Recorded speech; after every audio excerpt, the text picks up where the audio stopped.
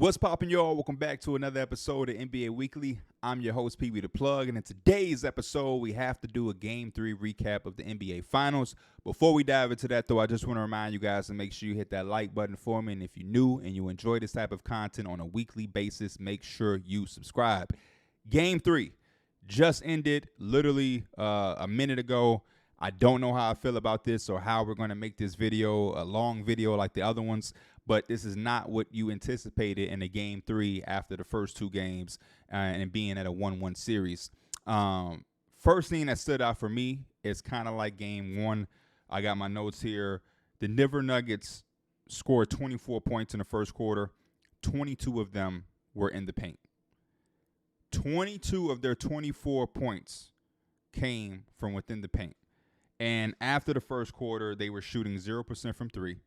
They had 0 makes, 52% from the field, and 4 turnovers, 2 offensive rebounds. Miami Heat, my notes tell me that they were shooting 28% from three, 39% from the field, and they had 1 turnover and 2 offensive rebounds as well. Jokic came out of the gate firing, again, aggressive out of the gate, 10 points, 7 rebounds, 3 assists in the first quarter. Jamal Murray with 8 and 2, and they had 16 of Denver's first 20 points. So out of the gate, Jokic and Jamal Murray knew they were going to come with it and make sure that they won this game. Out of the gate, we could talk about it. Before I forget, both of them had triple-doubles. Again, the stats and everything is kind of refreshing here in front of me because the game literally just ended. But, yeah, they both had triple-doubles. I can't remember who were the last 2 teammates to do that. It's not at the top of my head right now, even though it's probably something that's so obvious that I'm forgetting right now in the midst of the moment. Jimmy and Bam, they came out not so hot. I mean, Jimmy ended the first quarter with 10 points, 2 rebounds, ended up 4 of 8 in a quarter, and Bam was 2 of 6 with 4 points. It was good to see Jimmy started to turn it up because at one point Jimmy was not shooting the ball so great.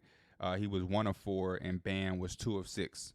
So they were like 3 of 10 to start the game with a 30% shooting strike. In the second quarter, for me, the biggest thing that I saw was Denver kind of turning it up. They went on an 8-0 run at some point in the second quarter.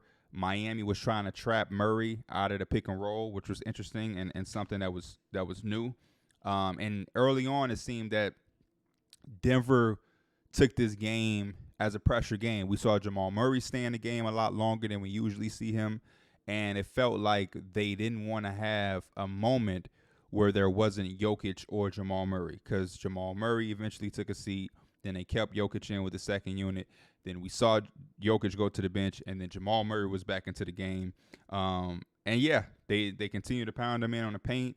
The overall point of the game, they had 60 points in the paint compared to Miami's 34, which to me is a super, super big difference. And that's how, again, they won in that first game, emphasizing scoring in the paint. And everything else kind of looked like Miami would have a chance and could kind of gritty this game out to have another grinded out type win because they took care of the ball. They had 4 turnovers compared to Denver's 13 turnovers, where I always look at that. 17 points off turnovers for Miami, which is always good to see for them. And then you have 8 points off of turnovers for Denver. So it looked at a certain point that Miami was going to have a chance. They were hitting the offensive glass just as much as Denver. They were protecting the basketball. It's just that they had no answer for the interior scoring for Denver, especially Jokic. Jokic came out aggressive, only 9 missed shots, got to the free throw line. They shot 27 free throws as a team and shot 81% from the free throw line. Miami shot 19 themselves, 78%. Couple of things that stood out for me with Denver. Even though they won and they had a significant win, they won by 15 points, 109-94. Anytime you can score almost 110 points and then hold your opponent to less than 100 points is a magnificent win.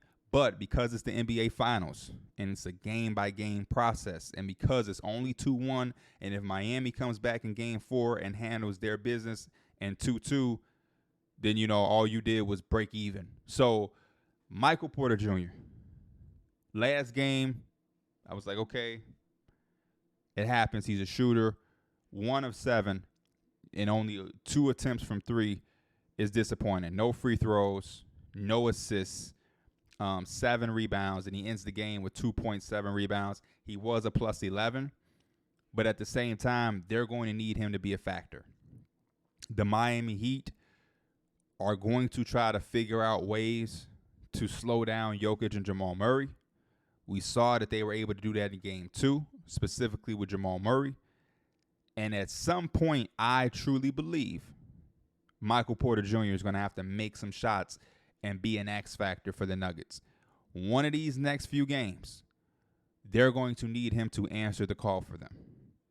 Unless Jokic and Jamal Murray is just going to average triple doubles for the rest of the way through, then I'll bite the bullet and take my words back. But I do believe 1 of 7 is not going to cut it for Michael Porter Jr. the rest of the way. And 2 for 8 the last game. So what is that? He's 3 of 15 in the last 2 games. Kentavious Caldwell-Pope 1 of 4 again. That's exactly what he shot in the last game. So that's 2 of 8 over his last 2 games. Shooting at 25% from the field, 0 of 3 from 3. At least he got to the free throw line. He knocked down 4 free throws. Shout out to Kentavious Caldwell-Pope. And the spark was Christian Braun. Christian Braun came out, and I had to go back in my tweets and my archives and show, hey, this is why I said some teams get it when it comes to drafting. The moment Denver drafted him, I put out a tweet on my Twitter, which you can go see right now because I retweeted it back on the timeline. There are certain teams that get it. Memphis is a team that gets it when it comes to drafting, and so is Denver. He was a great selection, and already as a rookie here in the NBA Finals, he gives you 15 points in 19 minutes on 87% shooting. 7 of 8 from the field. His only miss was at the 3. He had an incredible finish over Jimmy. 4 rebounds, 1 assist, 1 steal, and he outscored Michael Porter Jr. in the NBA Finals. But we don't know if that's reliable, so Michael Porter Jr. is going to have to come with it. 1 of 5 for Bruce Brown. Again, not the best. Aaron Gordon had an Aaron Gordon game, 11, 10, 5. You'll take that from Aaron Gordon, plus 16. The competitiveness he gives you on defense, it allows him to not have the most explosive games on the offensive end. He does have to make his free throws, though. 1 for 4 is a little bit disappointing from Aaron Gordon, but I at least want to see MPJ get to the free throw line. Get to the free throw line, make a play, have an assist, make a 3. If you're going to shoot 1 of 7, shoot at least some of the 7 shots, beat some threes. To only have 2 attempts was a little bit disappointing. But overall, I am happy to see Denver pull this out. I think they played an excellent game through their 2 stars. And anytime you can get a guy like Jokic say, hey, we're not going to lose. This is a 32-point performance, 21 rebounds, 10 assists, 2 blocks, 3 turnovers. Amazing. And then you have his quote-unquote Batman to his Robin with 34 points, 10 rebounds, 10 assists. Jamal Murray did have 7 turnovers. But because of how much he commands the basketball, especially down the stretch, you'll take it. And he shot 50% from the field and 50% from 3, and he made 7 of his 8 free throws. Hats off to Jamal Murray. Him and Jokic, one of the best duos in the game. I mean, 2 guys give you triple-doubles on the road in the NBA Finals is not something that every team has. It's just not. And I don't think this is a performance that we should take for granted. 12 of 21 and 12 of 22. I mean, these dudes came and hoop. And these are the type of performances where Michael Porter Jr., KCP, they should be in the locker room giving these guys the biggest hugs and letting them know in game 4, I'm going to be better. I'm going to be better because you have to know Eric Spoelstra and the Miami Heat and that coaching staff, they're already about 2 hours away from going and diving into this film to come up with some type of strategy to allow this to not happen again, where Jamal Murray is the guy who has to go off, but we ain't letting Jokic do that, or Jokic is the MVP, we can't stop him, but Jamal Murray is not going to have 34-point triple-double again. You cannot have both of these guys beat you like that and combine to have 66 points in the NBA Finals. Together, they gave you 66 points, 20 assists, and 31 rebounds. Let's say it again. They gave you 66 points, 31 rebounds, and 20 assists between 2 guys. Between 2 guys on the road in the NBA Finals. They say role players play better at home. You need your stars to play like this on the road. So hats off to Denver. As far as on the other side, like I said, Jimmy Butler kind of came out and was aggressive but wasn't making shots early. And then in the end of the first quarter, he started to make his shots. He gives you 28 points, 4 assists, 2 rebounds. And I talked about it in the last game. I was a fan of Jimmy having 9 assists with only 21 points because I felt like he used his passing as a weapon. He was able to beat the Denver Nuggets with empowering and trusting his teammates. And I feel like that's a chess move for the Heat down the line in this series. These role players don't have a choice. They have to make shots. The more shots they can make, the more they put Jimmy Butler in a situation where he can have explosive games like he did against the Milwaukee Bucks. And I know no other series did Jimmy Butler perform like that, but at least in the Celtics series, he had a 31-point game, and we know he's capable of having those type of fourth quarters where he's making shots. Today, that just wasn't it. For him or Bam, the fourth quarter was actually a little bit disappointing. I got the full scores report, official scores report right in front of me, and I'm looking at the fourth quarter. Jimmy played 7 minutes, took only 2 shots, missed them both, and made 2 free throws to have 2 points in the fourth quarter. And then Bam gave you 7 points in the fourth quarter on 1 of 7 shooting, and 5 of those 7 points came at the free throw line. I just don't think that that's going to cut it. 9 points from Bam and Jimmy combined on 1 of 9 shooting. It's not going to cut it for them to get a win in the NBA Finals. Because then on the flip side, you look at the fourth quarter, Jokic and Jamal Murray combined for 18 points on 5 of 10 shooting, which is 50%. And Jamal Murray shot 6 free throws. Jokic shot 2, 100% from the free throw line. They got it done. Not a fan of Gabe Vincent's performance tonight. Him and Max Strus, specifically Max Strus. Max Strus in game 2 made shots, and I felt like that was a big difference maker for them because they had another reliable source of perimeter shooting. But tonight, to have not only Max Strus go cold, but to have Gabe Vincent go cold, who's been a consistent force for them all playoffs, that was a little tough. They go 3 of 17 tonight. They combine to go 2 of 10 from the three-point line. Gabe Vincent gives you 7 points on the whole night, -16 plus minus. And, yeah, that was tough. And even when we were watching the game, KB was like, man, I can't believe Duncan Robinson only played. At that time, he had only played 12 minutes. He came in the fourth quarter and instantly hit a 3. He hit 3 threes, 3 of 6, 50%, 9 points. Kyle Lowry tried to give you a little bit with 9 points and 5 assists. But just like the first game where Caleb Martin and Max Strus combined for 1 of 17 and 1 of 11 from 3. It's such an easy thing to say that you need the role players to perform. But again, for the Miami Heat, it's such a big thing because, number one, they're not the most talented team. They're just not. And as good as Jimmy Butler is, it's not to take anything away from him. He's not the player that is dragging this team the whole way through. We love Jimmy Butler and admire Jimmy Butler and respect Jimmy Butler because of the will to win. He has a will and a drive and a determination to go out there and win games. And he turns it up in the playoffs. And that is respectable and commendable. But Jimmy Butler is not a Giannis Antetokounmpo. He's not a LeBron James. He's not a Steph Curry. He's not a Kevin Durant. So to say that is, like I've said before, it's hard to expect those same performances he gave you in the first round now, because that was just kind of a good offensive series where Jimmy Butler was able to expose certain things.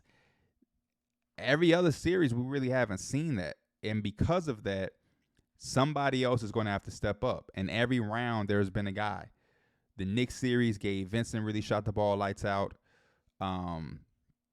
Obviously, in the Celtics series, you had Caleb Martin. So it's like, who's going to be the guy now? In game 1, Hayward Highsmith gave you 18. I was like, whoa, I know Hayward Highsmith is not about to be the newest addition to the all-NBA bench mob that the Heat have. But somebody else going to have to be the guy. And for me, it's looking like it's Max Strus.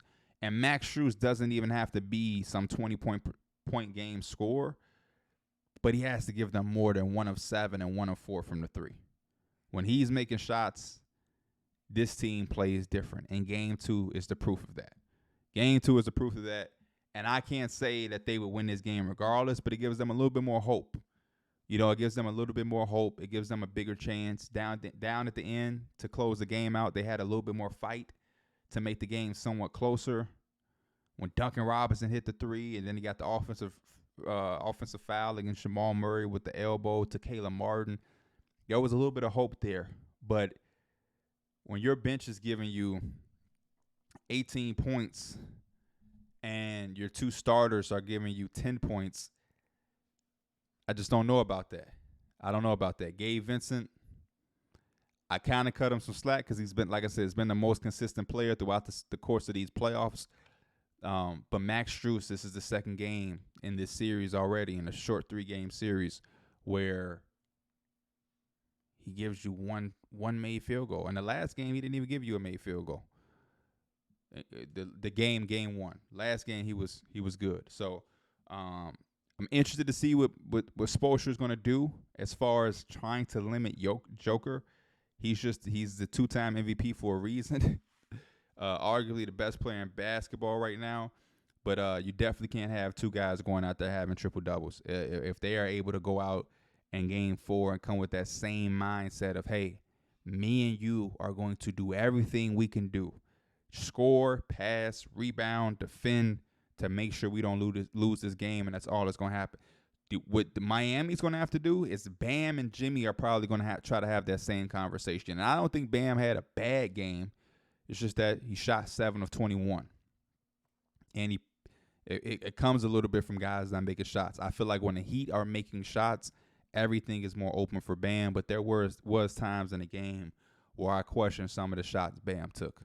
You know, like, why did he take a fadeaway jump shot on KCP in that fourth quarter? Shots like that where, you know, he came out aggressive early on and had some incredible finishes at the rim over Jokic, going at Jokic. He had a Euro step. That's the Bam Adebayo we want to see over the course of the entire game. And I think if him and Jimmy can get on a Jamal Murray, Jokic type situation where we say, this game 4, our back is against the wall. We're setting ourselves up to lose in game 5 on the road in Denver in a gentleman's sweep. So we got to give them everything we got in game 4. That's what I'm hoping for. I would love to see the series go back and forth, back and forth, back and forth. But a game like this can crush the spirit of a team. Miami has strong culture, strong leadership. So I'm hoping that's not the case for them, but we will see. Y'all let me know y'all thoughts and opinions. I cannot wait to dive back into the film and find any new keys and twists and developments that I hadn't seen before. And as always, I will see you guys next time. This is NBA Weekly. I'm Pee Wee the Plug. I'm out. Peace.